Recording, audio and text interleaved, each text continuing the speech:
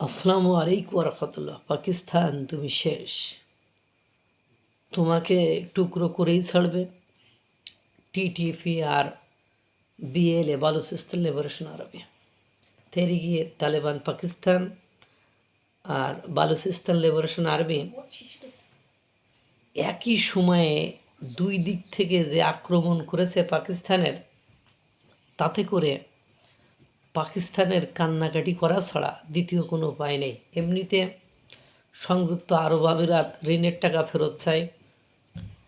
রমজান উপলক্ষে সে দেশে পণ্য সামগ্রীর মূল্য এত পরিমাণ বা এত বেশি বৃদ্ধি পেয়েছে যে জনগণের নাবিশ্বাস এমনি উঠে গিয়েছে।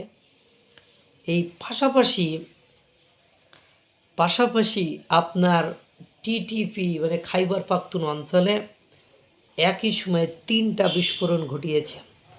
একটা হলো মসজিদের দেয়ালে যে বিস্ফোরণ ঘটছে, আরেকটি হলো আপনার পুলিশ স্টেশনে, আরেকটি হলো যে চীনের ইঞ্জিনিয়ার বা প্রকৌশলীরা বা চীনের গবেষকরা যে অঞ্চলে থাকে সেই অঞ্চলে যে, তাতে করে 14 জনের মানে মৃত্যু নিশ্চিত করেছে পাকিস্তানের পক্ষ থেকে, যে 14 জন মারা গিয়েছে। অর্থাৎ তাদের যদি 140 জন মারা যায়, তাহলে তারা বলে 20 জন 30 জন, 14 জনে বোঝা যাচ্ছে প্রায় 100-র উপরে খতম হয়ে গিয়েছে। সেখানে অবস্থা খুব ভয়াবহ।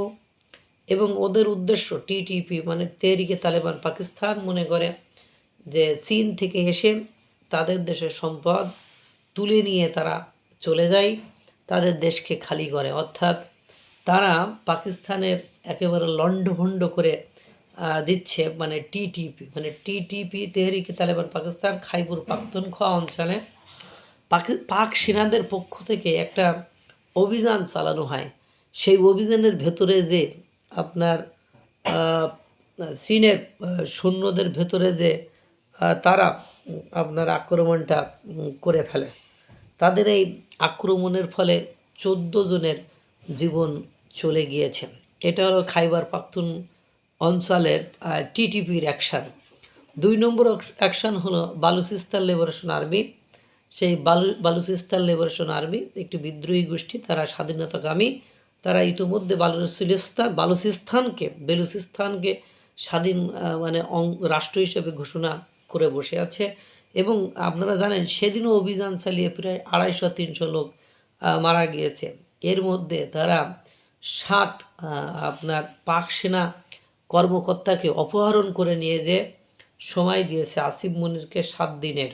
এর ভেতরেই তাদের সিদ্ধান্ত মেনে নিতে হবে, নাহলে আসিফ মনিরের কপালে বেগ বা দুঃখ আছে, এইটা তারা হুঁশিয়ারি দিয়েছে। একটা দেশের সেনা কর্মকর্তাদের যখন কোনো মানে কোনো মুক্তিগামী সংগঠন বা গ্রুপ তুলে নিয়ে যে ওই দেশের সর্বোচ্চ কর্তা ব্যক্তি, সর্বোচ্চ ক্ষমতাধর ব্যক্তি কে ওয়ার্নিং দেয়, সতর্ক সংকেত দেয়, তখন আর কিছু বাকি থাকে? এখন তারা স্বাধীনতাকামী, তারা স্বাধীনতা চায়, তাদের স্বাধীনতা দেওয়া ছাড়া সামনে আর কোনো উপায় আছে কি?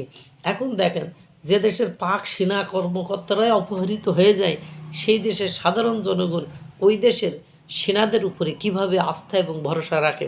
সুতরাং আস্থা এবং ভরসার জায়গা থেকে তারা একেবারে সরে গিয়েছে এবং তাদের সেই জায়গাটা একেবারে মানে নগণ্য এবং জঘন্য জায়গায় চলে গিয়েছে।